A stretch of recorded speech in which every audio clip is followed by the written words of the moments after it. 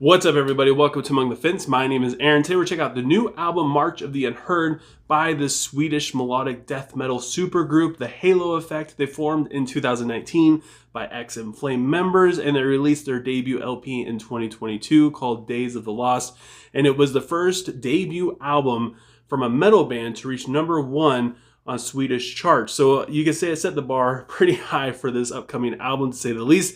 I think it really won a lot of people over by reminding them of how good the Gothenburg metal sound really is. And plus it's just full of a lot of nostalgia within the vocals and the riffs, and it's just some of the best melodic death metal that you can get around right now. They continue to play off of our emotions, keeping that throwback to the glory days alive in this new album, March of the Unheard, as well. They made that statement loud and clear with their first single, Detonate. It's got a very powerful riff, but the beauty to me is found in the melody and in the distorted vocals that have a really good contrast to each other. They both reach a peak as it goes into the chorus, but it takes more of a aggressive approach in the verses, and the interludes are absolutely great.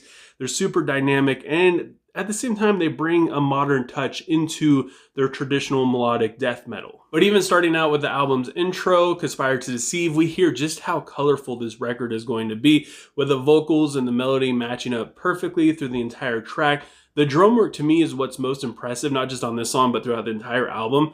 But you don't really realize it unless if you're paying attention to it. If you start honing in on what the drums are doing, to me, it steals the show in just about every single piece of this record. Then we have the song Our Channel to the Darkness, which leans more into their dark tranquility influences. It has a really dark thrashy riff with a soaring melody in the chorus that'll be something you want to just keep going back to over and over and over again. The synthesizer adds a really cool layer to the interlude, which I wasn't expecting. Not only was I not expecting them to have a synthesizer, but I wasn't expecting it to sound this good, but it just works so well. And then we have the song Cruel Perception, which is another single that they dropped. It's pretty haunting with its somber verse, and the chorus is actually really lighthearted, which to me adds even more to the eeriness to it. And the vocal hook in the chorus and the slow guitar solo surprised me the most in this song, I would say.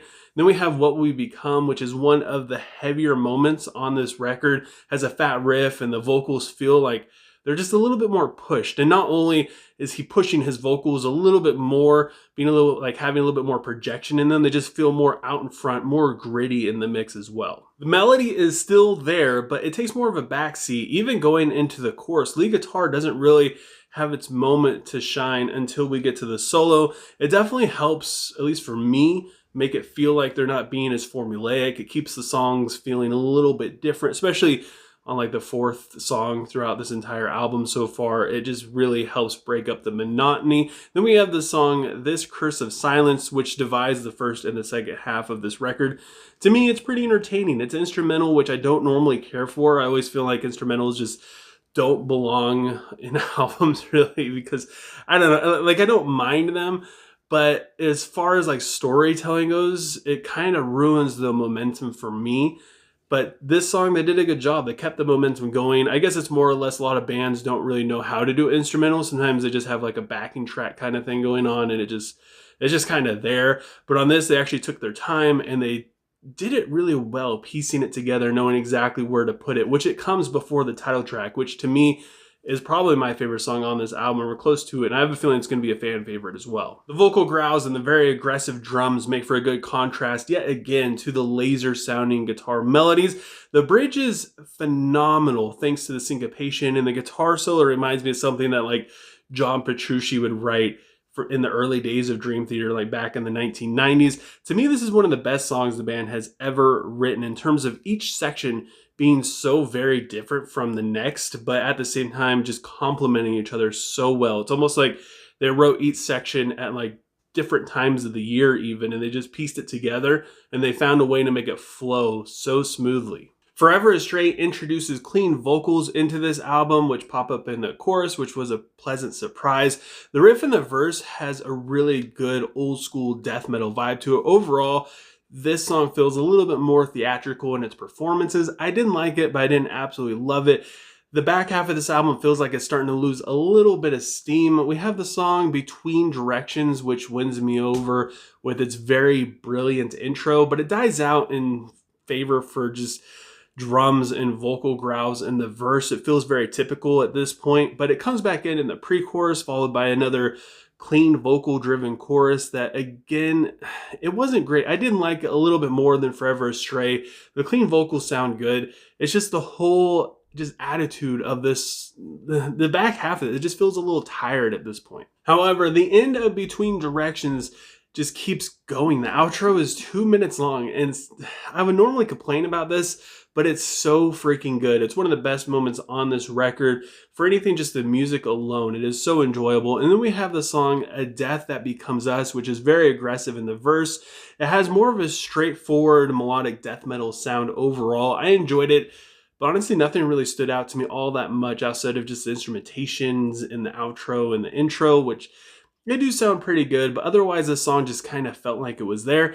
Then we have the Burning Point, which brings the thrash metal back with a really big chorus. It's got some technical guitar parts sprinkled throughout. It has a really big climax within the story, and it just makes you wonder how the closing track is going to go, because this one very much feels like a closing track. And that's because the closing track, Coda, is actually just an instrumental. It's got a very melancholic intro with an echoey electric guitar and an acoustic that's just strumming along for the first minute and a half.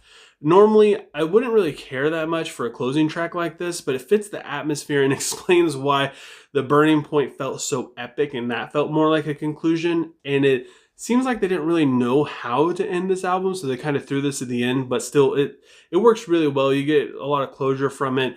It feels like the end of like a movie or something that you were watching and the credits are going by with this. So even though I don't normally care for it, it feels, dare I say, a little lazy in terms of story writing. It just works really well, especially with the atmosphere. I enjoyed Days of the Lost quite a bit, but as a whole, March of the Unheard is just better. The music is pieced together a lot better. The lyrics are a lot better. The storyline is placed together a lot more efficiently. The riffs make you want to pick up your guitar and play along. The melodies will make you smile, while the distorted vocals will make you have a stank face. All this at the same time. If you're looking for something a little bit newer, or I don't know, just something more modern, this probably isn't really going to do it for you. But if you really enjoy 90s melodic death metal, this one will probably win you over. The only issue I really had with this album is the first half is really, really, really good, and the second half is a little dull. It definitely tones it down quite a bit. You won't really get bored, but it's just not as exciting, especially when you get to the outro and it kind of just fizzles off, I guess you could say. The closing track, Coda, is just instrumental. It just doesn't really feel like you've reached that climax that the intro or the beginning of this album was really piecing together. But otherwise, I still really enjoyed it. Like I said, it's not anything that's going to make you yawn throughout the back of it, but it's not going to be quite as exciting per se. So with all that said, I got to give March of the Unheard by the Halo Effect a 7.3 out of 10.